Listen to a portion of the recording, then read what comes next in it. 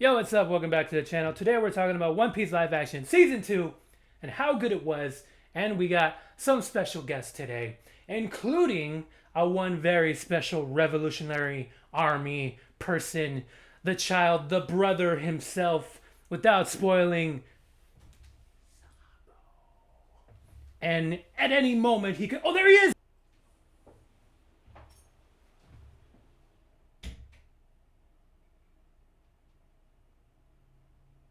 Dragon! Wow, I can't believe the Flame Emperor himself showed up. All right. So today I just finished watching the live action season 2. Here are my quick thoughts. It's not going to be a long video. I did enjoy it. I thought it was better than season 1 by like 50 yards, by like a mile, okay? It was really good. You probably wouldn't think that had you have seen all the news that was all over Twitter, because when it first dropped, I mean, bro, people were hating on it just by posting like 5 to 10 second clips of small things of Iñaki singing Binks Brew and maybe a couple of things of like Mr. Five throwing his boogers at somebody. Small stuff like that, and it's just like not only are you taking the context out of the show, you're just not experiencing it for what it is, and it is a lot better than what people are portraying it to be. But because, it's the anime community and we're trying to make a live action show, make it good, something as wacky as One Piece, it does translate pretty well. Maybe not all the time, but for what it is, man, this is like as good as it's gonna get, bro. Especially the campiness it shows, and people just want to shit on it for no reason. And so I got some notes about what I thought of it overall. It's gonna be all over the place. It's not gonna be nothing consistent. The cast, speaking of the acting and what people are making fun of, I thought they were really as good as it's gonna get. All the way from Sanji to Zoro to Nami to even Luffy, which people are talking smack on, but I think he really improved here. But I really think that the star of season 2, for me personally, was Jacob, aka Usopp, which is crazy because in season 1 he was not my favorite Straw Hat. But I will say that Usopp in the story, in the manga, in the anime, he is like my second favorite Straw Hat. I love that guy. He's awesome. You never know who he's gonna get, and I think Jacob played him like perfectly. He's got like main character energy throughout this whole season.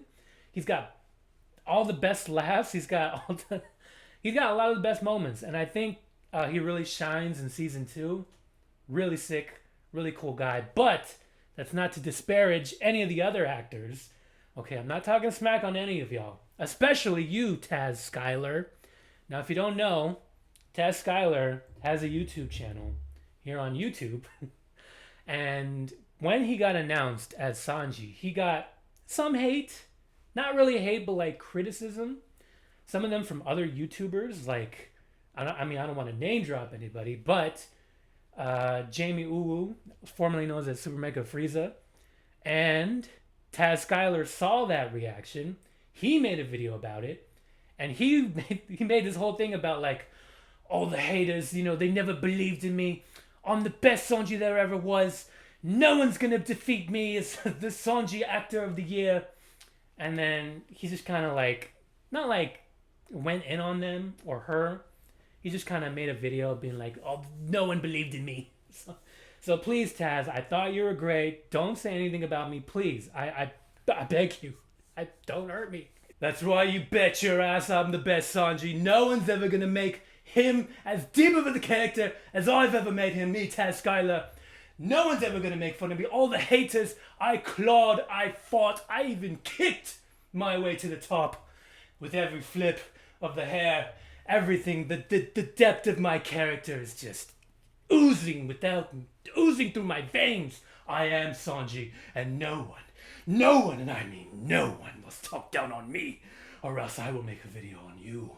I will make a video on you, brother, because I am the only one who believed in me. I believed in myself. And yes, I do love women. I treat them so well. It's just in my nature. So how could I take such a perverted character like Sanji and make him so just lovable and just the perfect on-screen version of him? I was casted for a reason, and you just blamed me for everything. You didn't think I could do it. Because why? Because I had too much muscle? Because I was too sexy to be Sanji? How could you? How could you guys? No one believed in me. No one believed. So yeah, I thought he did great. But they were all pretty good. I especially liked Usopp, as you know, as the main cast goes. Usopp was really good. So let's talk about Smoker-ja. Smoker-ja, Smoker was perfect. Smoker and Tashigi. I think their chemistry was pretty damn well choreographed, like their dialogue. One thing that I'm barely realizing right now is they kind of took up the spot for Kobe and Helmeppo because they were barely in the season at all. Or Garp. Well, Garp had a moment with Gold Roger in the beginning. I'll talk about that later, but I thought they were great. I thought the way that Smoker uses his powers is exactly how the rest of the show should be. Like that action, even if it's like a silly power like Alvida's slip fruit, I think if they go the route of Smoker, that was just perfect. Like that whole fight scene at the end of Logtown, that was such Marvel vibes, like peak Marvel. Like he could totally fit in that universe. And I just really love that they're showing Smoker love. If you don't know, Matt Owens and Randy Troy, the One Piece YouTuber himself, Randy Troy, is working on this. He wrote it, some of it. And they really do care about the source material. And so you can tell who their favorite characters are. And it comes through Smoker because they made him totally badass. And they put that motorcycle in there. I love that motorcycle. The one that goes over the water. And the fact that he's not too relevant now in the story when it comes to like the manga or the anime. I'm trying not to spoil, by the way. It just shows like how much people love Smoker. And we want him to come back in any way, shape, or form. And he totally killed it. And he whooped that ass. And Smoker had the best line in the entire season when he was talking about Luffy. And he's like, yo, Tashigi. He smiled in the face of death. That's what we're facing. A little dramatic, but that was badass. I love that line. And then, like I said, this is going to be out of order. So, speaking of out of order, the fact that we have so much material now to look back upon and, kind of put characters in episodes that they should be in, even though they probably weren't in the very beginning, because Oda added them later on and said, oh, this guy was actually over here. Oh, this guy was at the execution. So, Brook's name isn't even mentioned, I don't even think. So, Bartolomeo being in episode 1 was such a good idea because we don't get to see Bartolomeo until Dressrosa. Okay, not only one of the longest arcs in One Piece, but that's post time skip. And we're not gonna get there in the live action, okay? We were never going to see that guy, ever. So the fact that they're going ahead and then putting these characters, back in the forefront, because they're canonically there, at least now, is a good idea because we're not going to see them at the appropriate time or the actual time we actually supposed to see them. The same thing with Brook. They didn't say his name, but the guy with the violin, he's a prominent character. I'm not going to say, if you guys are new, I'm not trying to spoil, but yeah, having Brook there with the whale, Laboon, perfect. Like the fact that we can do that and have these characters at least for a little bit, is dope. Alvida, shout out to that actress for actually losing the weight. So it's not explained in the show, but when she ate the fruit, it made her lose weight. So in the show, she goes from being really big to being really skinny. Now, I'm sure the actress did not have to do that, but she did that. She did that, and shout outs to her, but she did not have to do that. Crocus, I'm just talking about characters that I like. Crocus was dope. I love that he's like a cranky old man. I'm glad we didn't get that joke that everyone wants to have because I mean we get it. I think it works in the anime because it's like an animation thing, right? But we don't need to see that again. I mean, if we did, it would have been like, okay, some people get it, some people don't. But I appreciate them just going their own way and try to tell the story however they wanted to, right? I really do appreciate that, despite probably the pushback from fans. Because these One Piece fans are rabid, they're ravageous. And I think it's being said somewhere, or it has been said, that One Piece is like not derived, but inspired by Disney movies, especially later on in like Whole Cake Island and all that. And so as I'm watching Luffy sing Binks Brew to Laboon, I just got the vibe of like very Disney esque type of feeling, especially when that freaking whale is crying. They gave him real tears, which I think is in the anime too, but that's just something that I felt as I was watching. A lot of characters in this season that really blew me away or had really good moments were like very minor characters. Like the sword shop owner in Logtown. In the anime, he's just kind of whatever. Him and his wife, but in this show, he has like such a good moment with Zoro. Him being like, "I've never seen such a perfect swordsman. I'm so sorry. I can't believe I tried to trick you." And it's like it's very heartfelt and it's actually really good. It's like you don't expect that. I didn't expect that. I was gonna be like, okay, get the sword, get out of there, get going, all right. But that was actually a really good moment. Probably one of the best moments in the whole season. Uh, Speaking of the other minor actors, or not minor actors, Mr. Nine. Mr. Nine, whoever plays Mr. Nine, the dude with the Burger King helmet, that guy was awesome. That guy was perfect. Like I said, didn't expect such a great performance from a minor character. He did really good. He was really okay. So you're supposed to hate him, and you kind of do because every time he's talking this shit, he's like, "Zoro, why don't you just untie me, and I'll show you what a real man really is." Okay, buddy, he's gonna let you go. And then he kept talking his shit the whole time, all the way up until like he got taken out. He's like, "I'm never gonna snitch on my partner. Bye bye, baby." I love that guy. That guy was awesome. And Vivi, look, I know people were mad because Vivi was not some white girl with blue hair, but that actress did very, very well. All that other racist stuff doesn't matter, obviously. I don't even want to bring it up, but she really killed it as Vivi. It really felt like her energy, her presence was there. And I think that actress is on Bridgerton. So I never watched it, but yo, shout outs to that girl. She did that. Nico Robin! How could I forget Nico Robin?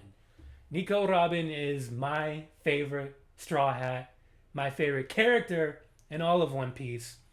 And when I think about it, I really do believe that they're going to end the One Piece series at Water 7, which is all about her, all about the Golden Girl. And so I really appreciate them just taking the time and getting the perfect actress and getting her powers just right. Because one thing that I've been doing as I've, been going through the episodes is I've been watching other people's reactions. And I love to see people who have never seen the anime react to the show. And then she's in the first episode. So people are like, "Oh shit, she's snapping next. Oh, she breaking that shit. She breaking back. She's a back breaker." I love that shit. It's always cool to see the new fans get their excitement because we know what's gonna happen in the story, but for these people it's the first time, and so when we see people's enjoyment for the first time, it kind of gets you like, whoa, okay, because I've been watching One Piece for a long time since the big three were in serialization together, the original, not Boruto, not everything after. And so just the other day, I think it was yesterday, I was driving to work, and I don't know if you guys know this, but Universal Studios is doing a fan fest night, including One Piece, which they had last year. And it's just so crazy to me because I was just on the road, on my way to work, and I see a billboard with Luffy on it. with Luffy, Monkey D. Luffy. He's up there on the billboard, and I just had that moment of like pride or like I don't even know what it was. It was like excitement. I was like, damn, I've been watching this dude because yo, One Piece used to get so much hate back in the day. People said it was ugly, it was stupid. What people are saying about the live action, they said it a long time ago, y'all. They said it a long time ago. So to see that character up there on that billboard and you know make it essentially in the United States as as a popular show is pretty cool. And I do love the misdirection without spoiling.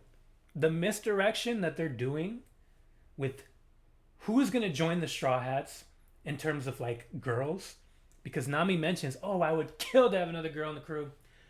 And also who they're saying is Roger's son because people are guessing it. People they're leading people on to guess who it is. But some people have figured out like, "Oh no, this doesn't make sense because this person was born at this time and da da da da da." And so the misdirection that they're doing is like perfect and it's very purposeful and they're not really spoon feeding to us, right? So, and I'll get to that a little later because actually I'll say it now because this season no mention of Ace without spoiling, no mention of Blackbeard. And they were all in Drum Island last I checked. And so the fact that they're not mentioned at all is very deliberate. So to kind of feed into that misdirection, you know? But they did film it back to back, and I'm pretty sure Zolo, Maridueña, I think that's his name, is going to be Ace. And they did film it already. They filmed it back to back because season, 3 is next year. Slated to be next year, so I can't wait to see that. I can't wait to see, that whole Blackbeard, Whitebeard. I can't wait to see all those motherfuckers. Can't wait because they haven't shown anything, even at the end of this season. So, we'll see. We'll see. Another thing that they were smart about doing was knowing the character is very integral because there is a part at the end of the Laboon episode where Nami's like, "Oh, I don't know if I could do this. I don't even have the right log pose. I don't have this. I'm not as good as a navigator as I think that I am." And then that is something Nami would probably say. So it kind of encourages Crocus to be like, "Oh no, you've made it pretty far. I've seen how well you work, and I can't believe that you would even say that about yourself. So I'm gonna give you my log pose, and you can be on your merry way." And it's like, oh my gosh. And I feel, and I saw Brago say on his reaction that if she didn't have that moment, he probably wouldn't have given her that log pose. And that's very true because if she would have been like, "I got this shit," he'd probably be like, "Well, tough shit. You got that, girl. Go ahead." Because Crocus was kind of a dick, which was what kind of made him fun to watch. Especially when he was talking to the Rum Bar Pirates, and he's like, "I don't like your music. I don't like you. I don't like that freaking whale. And he's gonna die. I'm not gonna have that on my conscience though, but he's gonna die, and he's gonna think about you. You're gonna think about that, Mr. Calico Yorkie." I love that guy. It was a great actor. One thing that I noticed as I was watching these last 2 episodes was they did a lot of like split screen, or you could see it in the first episode where they cut the camera and they show everyone's reactions at the same time. So it looks like a manga panel. It looks like that Hulk movie that nobody liked, the one where he fought those dogs, because it was filmed as if it was like a comic book in motion. Because as you're watching the screen, it's all these little screens that look like panels, and this and that. And you could see that the vision was there, but it wasn't pulled off very well, and so it got shit on a lot back in the day. Even though I really do like that movie. So that was a cool little thing that they did with the camera, was just showing the split screen. It was like a 3-way domain expansion. Oh my gosh, I shouldn't have said that. Oh my gosh, that Utah episode is tomorrow, y'all. Whiskey Peak was a really good episode. Peak episode. A lot of Zoro stuff. It was the only episode, I believe, that had Mihawk. So the fact that guy just showed up for one day, got paid like $1 million just to talk shit to McKinney's actor, That's goated status right there. The guy that they got for Wapple was like perfect. That guy was scary. He was a dick. He was probably a lot meaner than the anime version because in the anime he's kind of like not dumb, but he's not as scary as he is here.